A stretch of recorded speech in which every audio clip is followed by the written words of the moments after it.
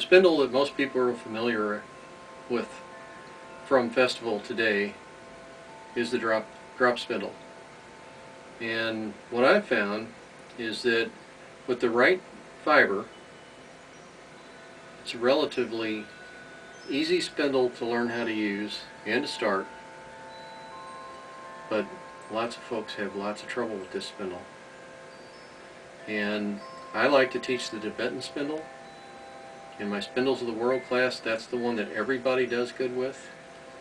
But the drop spindle is the common spindle that everybody tries to start with. And it's amazing to me the number of folks that try to start with the drop spindle, fail with it, and then quit spinning.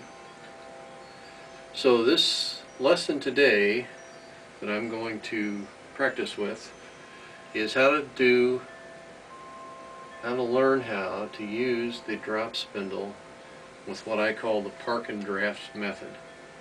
I've seen way too many folks demonstrate what I'm doing right now, which is just to spin along happily, and once you've got it down, this is an easy thing to do, which is just to keep spinning while the spindle's going and going. But it's a hard thing to learn from scratch, and it's not the thing that I ever teach somebody that's new at spinning. So I've got a couple of yards there and the lead started. I'm going to throw a clove hitch around the shaft of my spindle. I've got one of my square whirl buffalo nickel spindles. Buffalo nickels they add a nice weight to the outside of the whirl, so it spins for a long time. And the square whirl is a novelty spindle. It's not one you see a lot of, but I like them for a reason, and I'll demonstrate that in just a little bit. But the first thing that I'm going to teach today is the park and draft method. So I've got a wad of fluff, Shetland fluff here in my hand. It's got a real nice long staple to it, and once I've gotten that started and made a little bit of yarn, or I put a leader on there, then I'm going to put some spin in what I've drafted, and then I'm going to put that spindle against my leg and stop it. So that's the park. Now, once you've taught somebody to draft, and the right thing to do with teaching is to make sure that somebody becomes a craft person, not that sees how good you are at what you do, is I'm going to draft, and then I'm going to let that twist that I built up, the mechanical energy in that twist, I'm going to let that travel up into the draft until it kind of stops.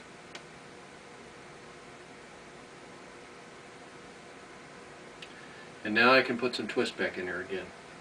So I'm not trying to do two things at once. I'm doing one thing, which is putting the twist in with the spindle and getting used to turning that and keeping it going.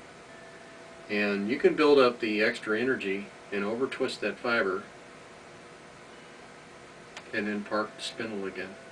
So I'm going to park the spindle against my leg, and I'm going to draft some more. Now, when I let go between my right and left hand, watch the twist travel. And we'll do this in close-up in a little bit. So I'm going to let go again. So I've drafted about to where I want the thickness of my yarn, and I've let that twist travel. Now I'm going to spin the spindle again, and the spindle's going to do its thing.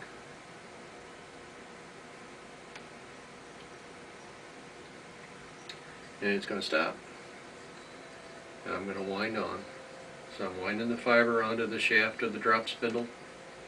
This is an old rocker spindle and a piece of 1/4-inch walnut square with some coins that are embedded in the top. It's a really nice spinning little spindle. And I put some twist in there. I'm going to park it again.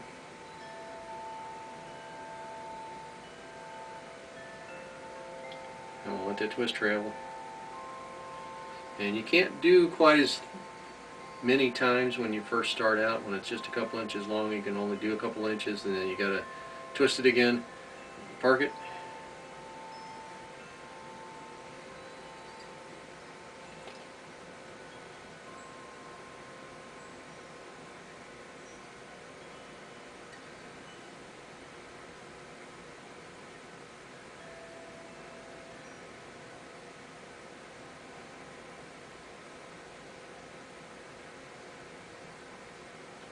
spin,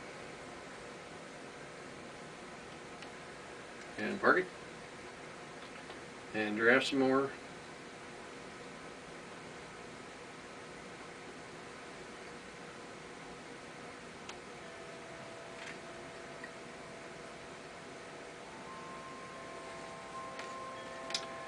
And now the nice thing about the square whirl is once the spindle gets enough yarn made, if you want to keep going, you can reach down from the top and give it a flip and keep going. You don't have to get a hold of the bottom of the spindle to give it a spin. It's real easy to keep it going with that square whirl. A lot of people that buy the square whirl spindles find that that's their favorite drop spindle. Certainly is mine. Of all the spindles that I make, the Buffalo Nickel Square Whirl spindle is the one that I like to pick up and spin with.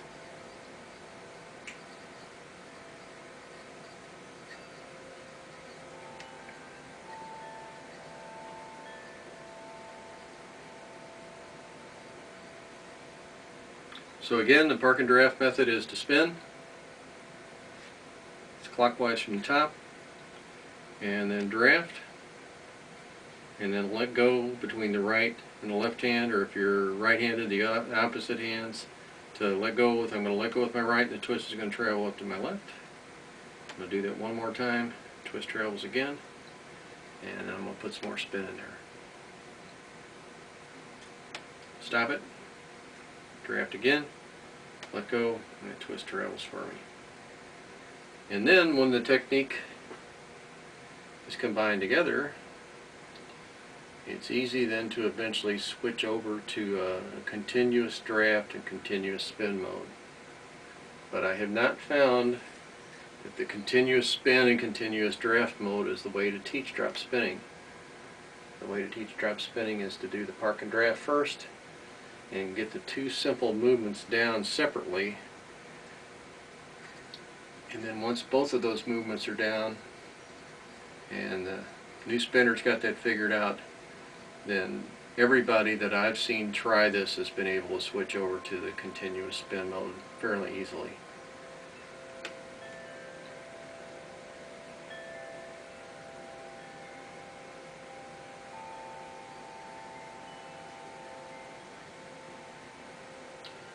A lot of new spinners will do this. Oh, my fiber came undone. And it's just as easy as laying them back over on top of the two ends. The wool wants to spin, especially the long staple Shetland, and it'll go right back together.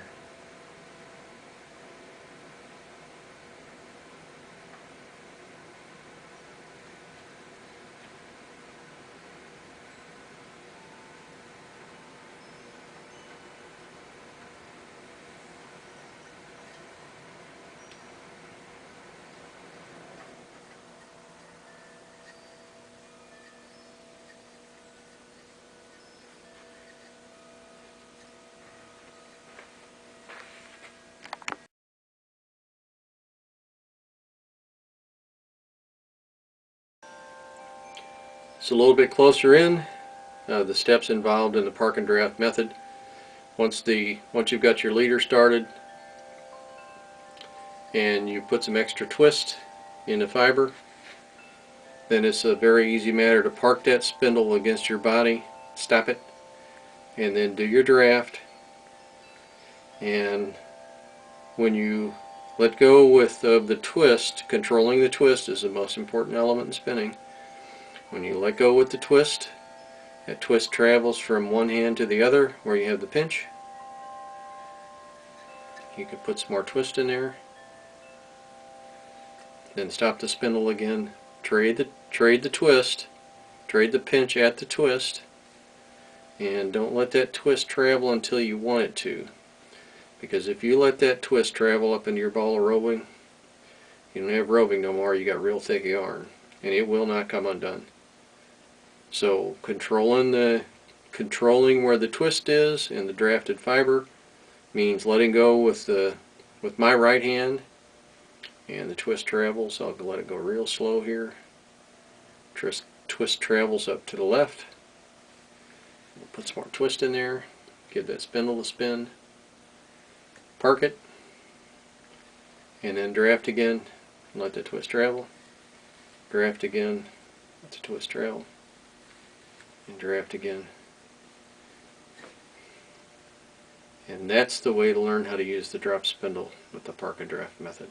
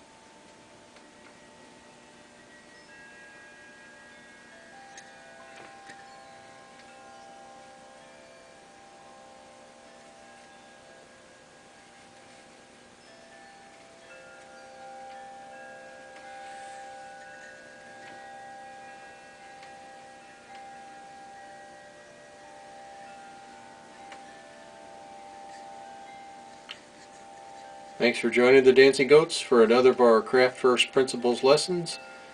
And remember our Etsy store and use the coupon FROST for 10% off of any item.